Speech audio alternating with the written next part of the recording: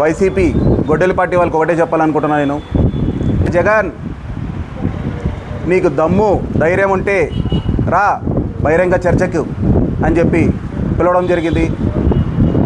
ఇప్పటి వరకు no response. ఇది ఆదోన్లో చెప్పడం మూడోసారి.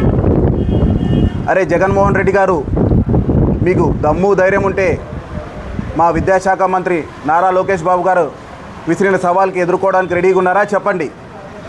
టైం మీరు చెప్పినా సరే, మమ్మల్ని చెప్పమన్నా సరే, ప్లేస్ మీరు చెప్పినా సరే, మమ్మల్ని చెప్పమన్నా సరే, ఎక్కడైనా సరే, ఎట్లయినా సరే ప్రజాస్వామ్యంలో కూర్చొని చర్చించుకుందాం రండి. అంతేగాని ఈ ముసలి కన్నీరు గారుస్తూ ఏదో ప్రజలపైన ఏదో ఉంది, మాకు ఇంకా ఉంది అని చెప్పేసి మాట్లాడుతూ రోడ్ల మీద టెంట్లు వేస్తూ ప్రజల్ని ఇబ్బంది పెడుతూ, ఒకటి నిన్న ఆదోనిలో రీలే నిరాదీక్ష చేశారు. జంజీవార్ అంటున్నారు. దాంట్లో ఎంతమంది జంజీ ఉన్నారో మీ ప్రెస్ మీడియా సోదరులందరికీ తెలుసు. పెన్షనర్స్ కూర్చున్నారు జంజీవార్ అని చెప్పేసి. జంజీవార్ అంటే ఎవరు ఉండాలి? ఒక ఏజ్ లిమిట్ ఉంది దానికి. ఆ లిమిట్ దాటిన వాళ్ళు కూర్చోవాలి. కానీ నిన్న ఎవరు కూర్చున్నారు? కనీసం ఒకరైనా ఉన్నారా దాంట్లో? లేరు కదా. మీ రాజకీయ లబ్ధి కోసం ప్రజలను మొబ్బి పెడుతూ ఇలాంటి కార్యక్రమాలు చేయడం చాలా తప్పుగా మేము భావిస్తున్నాం. ఇంకొకటి, ఈయన జగన్మోహన్ రెడ్డి ఏదో ప్రజలపైన ఏదో ప్రేమ ఉన్నట్టు, ఎంతో ప్రేమ ఉన్నట్టు పరామర్శలకు వెళ్తున్నాడు. అక్కడ చూసి అక్కడ విధ్వంసమే. నిన్న ఉత్తరాంధ్రలో వెళ్ళారు, పొగాకు మార్కెట్ యార్డ్కి వెళ్ళారు. సోషల్ మీడియాలో రోడ్డు మీద చిన్న కారు టిఫిన్ సెంటర్లో వాళ్ళకి ఎంత ఇబ్బందులు పెట్టారు మీరు. ఇదేనా మీ పరిపాలన? 2019 నుంచి 2024 వరకు ఒక్క డిఎస్సి పోస్ట్ రిలీజ్ చేయలేదు. మీరు మెగా డిఎస్సి గురించి మాట్లాడతారు. ఇది ఎంత సిగ్గుచేటు అనేది మీ విజ్ఞప్తికే వదిలేస్తున్నాం. ఒకటి బాగా గుర్తుపెట్టుకోండి, ప్రజల్లో మీరేంటో అందరికీ తెలుసు. 151 సీట్ల నుంచి 11కు పరిమితమైన మీకు ఇంకా బుద్ధి రాలే. మీరు ఇలాగే కొనసాగితే సింగిల్ డిజిట్కి పరిమితం అవుతారు, 0 డిజిట్కి పరిమితం అవుతారు. మీకే తెలియాలి.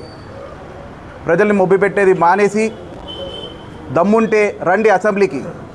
దమ్ము ధైర్యం ఉంటే అసెంబ్లీకి వచ్చి కొట్లాడండి, ప్రజల గురించి చర్చించండి, ప్రభుత్వం సూచనలు ఇవ్వండి, సలహాలు ఇవ్వండి. ఇది కాదు, మీరు ఇది రాంగ్ చేస్తున్నారు, ఇది కరెక్ట్ చేస్తున్నారని చెప్పండి. అంతేగాని అది చెప్పకుండా ఏదో మీ రాజకీయ లబ్ధి కోసం టెంట్లు వేసుకొని కూర్చొని జనాల్లో ఏదో ఒకటి ఫేక్ ప్రచారాలు, ఫేక్ బతుకులు.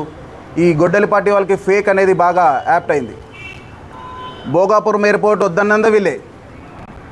మళ్ళీ ఈరోజు భోగాపురం ఎయిర్పోర్ట్ వస్తే నేనే చేశాను శంకుస్థాపన అని చెప్పేసి అంటారు. మా లోకేష్ బాబు చెప్పినట్లు ఈ జగన్మోహన్ రెడ్డికి సిసిడి ప్రాబ్లం ఉంది, క్రెడిట్ చోరీ డిజార్డర్. ఈయన ఇలాంటి అసంఘిక కార్యక్రమాలు ఇవన్నీ మానుకుంటే మంచిదని చెప్తున్నాం. ప్రజలను ఇబ్బంది పెట్టేది మానుకొని ప్రజలకు ఉపయోగపడే కార్యక్రమాలు చేస్తే బాగుంటుందని చెప్పేసి అనుకుంటున్నాం. దీనికి ఆయన ఏదో ఆ లండన్ మెడిసిన్స్ పనిచేస్తున్నాయో లేదో తెలియదు, కానీ ప్రెస్ మీట్ పెట్టినప్పుడంతా ఫ్రీ గోల్ వేసుకుంటాడు ఆయన. మేము చేయడం అవసరం లేదు ఆయనకే సెల్ఫ్ గోల్ వేసుకుంటున్నాడు. మళ్ళీ దాన్ని కవర్ చేయడానికి వెనకాల ఒక పోట్రీ ఉంటుంది. వాళ్ళు వస్తారు, మా అన్న ఇట్లా చేశాడు, మా అన్న అట్లా అన్నాడు, ఇట్లా అన్నాడు, అది అన్నాడు, ఇది అన్నాడు అని. నిన్న విజయవాడలో జరిగిన ఒక చిన్న ఇన్సిడెంట్.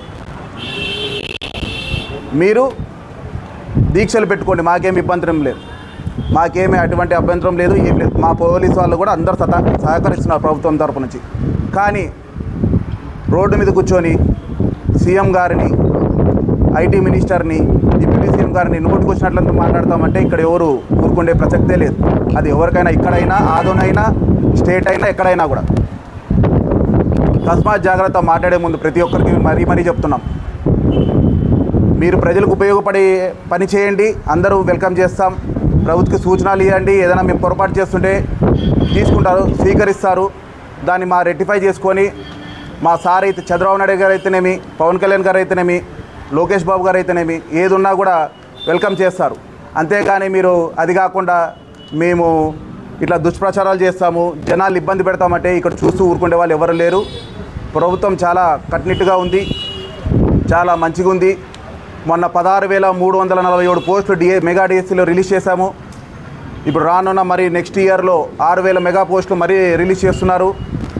మీ ఫేక్ ప్రచారాలు, ఫేక్ బతుకులు ఆపేసి ఏదున్నా ధైర్యంగా ప్రజలకు రండి, తప్పు చేసింటే చూపియండి, మేము కూడా మాకు తప్పును సరిదిద్దుకున్నాం. అంతేగాని ఈ ఫేక్ ప్రచారాలు, ఈ ఫేక్ బతుకులు మానేసి ఉండాలని కోరుకుంటూ మరీ చెప్తున్నాం.